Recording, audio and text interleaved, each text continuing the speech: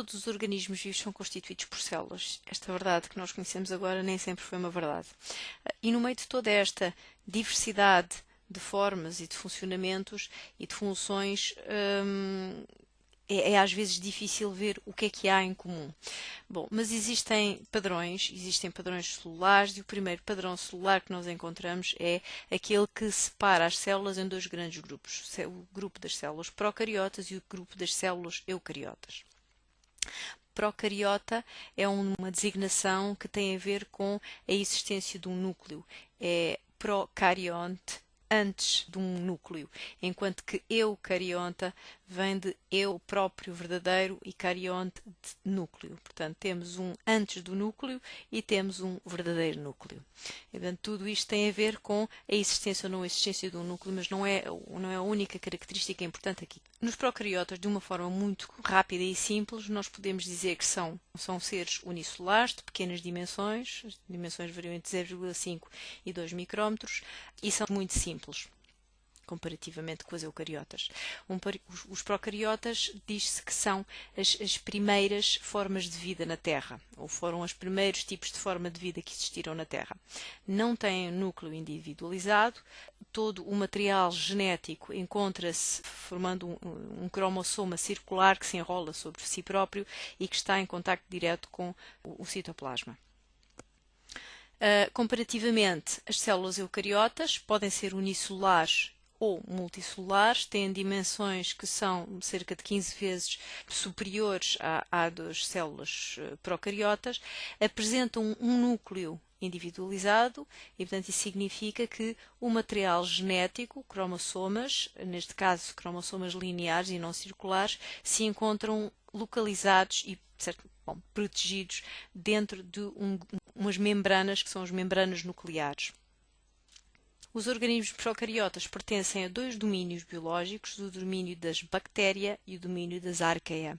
Quando eu falo de domínio, é uma palavra que provavelmente ainda não ouviram, mas vão ouvir posteriormente. O domínio é o grupo taxonómico mais abrangente. Portanto, se lembrarem dos vários grupos taxonómicos que temos, começamos com a espécie, o género, a ordem, a família, a classe, o filo e o domínio.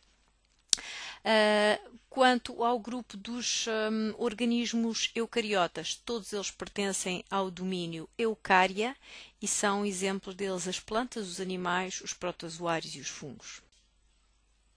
Olhando mais em pormenor, no caso particular das células procariotas, as eucariotas nós iremos falar depois, elas são realmente mais simples que as eucariotas, mesmo olhando para estas duas estruturas que aqui estão, para estes esquemas que aqui representam os procariotas e eucariotas. As células procariotas apresentam uma arquitetura que nós podemos dividir em três partes.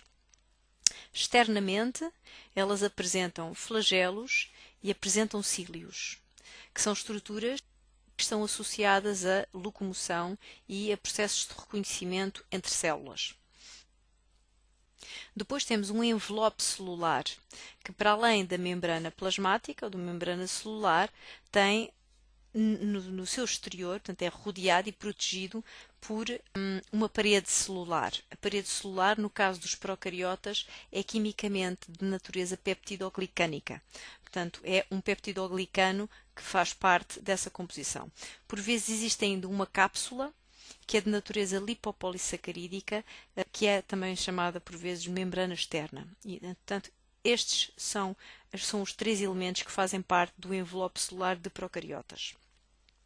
Internamente e no citoplasma, para além dos ribossomas, que também existem nas células eucariotas, que estão aqui esquematizados com estes pequenos pontos, existem também algumas inclusões citoplásmicas e existe o material genético. No caso dos procariotas está aqui, portanto é um cromossoma circular, enquanto que nos eucariotas era cromossomas lineares, que estão numa região mais densa que se chama nucleoide.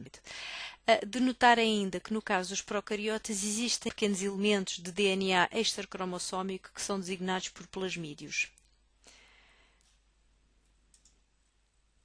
Nas células eucariotas e para além do facto de o núcleo se encontrar individualizado por este sistema de membranas nucleares, existem também uma série de outras estruturas, organelos, que aqui estão representados, como as mitocôndrias, o aparelho de Golgi, este sistema membranar que está associado ao núcleo, que é o retículo endoplásmico, algumas vesículas ou peroxisomas, por aí fora.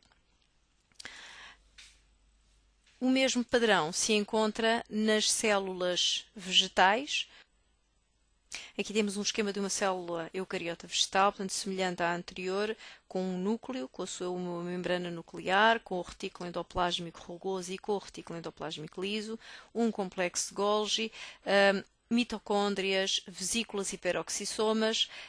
Está aqui também a membrana plasmática, que é o envelope membranar que protege, é o primeiro envelope membranar que protege toda a célula, e depois existem três estruturas que são novas. Uma estrutura membranar que está aqui, que é o vacúolo central, que é típica, existe apenas nas células vegetais. Os cloroplastos, que são os organelos associados à fotossíntese, e ainda o centrosoma, que iremos ver posteriormente. A dimensão destas é superior à das células animais, normalmente dos 10 micrómetros a muitas centenas de micrómetros. Contudo, para além de todas as diferenças e particularidades que existem, nós podemos então dizer que existe um plano de organização básico para todas as células.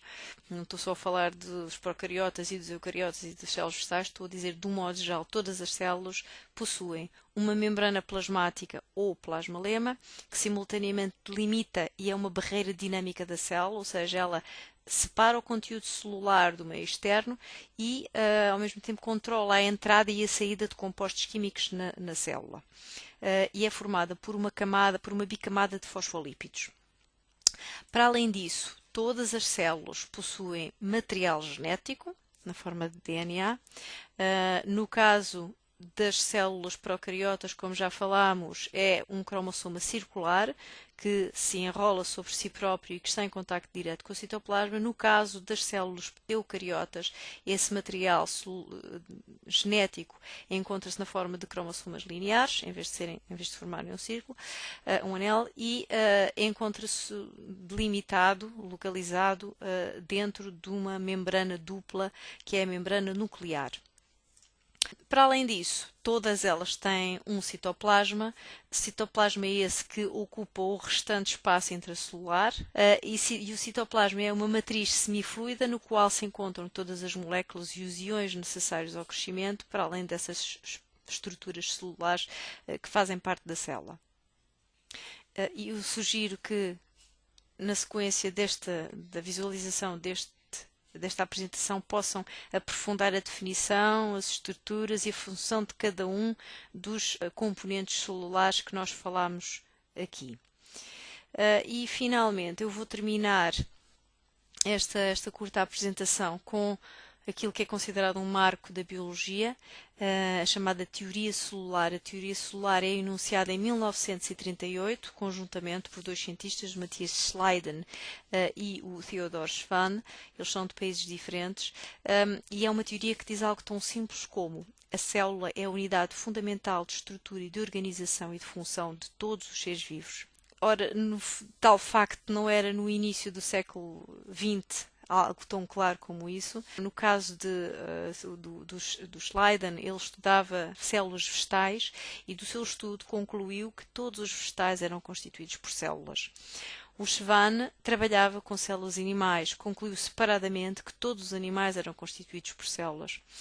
Os resultados dos trabalhos de ambos, conjuntamente com outros estudos de Virchow e Rimac, Rudolf Virchow e Robert Rimac, levou-os então a enunciar a teoria, que é hoje conhecida como teoria celular, e que enuncia que as células são unidades básicas estruturais de todos os seres vivos e que todas elas possuem as seguintes propriedades. Todos os organismos são compostos por uma ou mais células.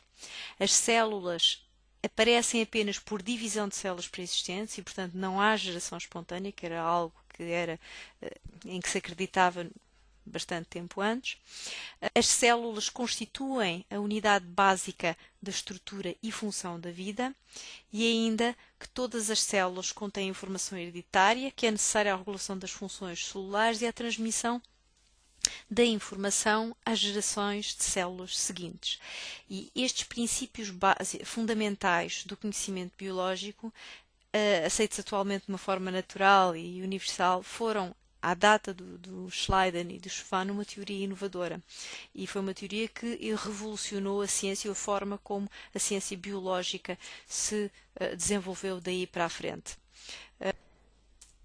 Pronto, isto aqui é só para, para mostrar que aquilo que eram as plantas e os animais, que cada um deles estudava, tinham um padrão comum, que era o padrão das células. Agora é tudo. Até depois.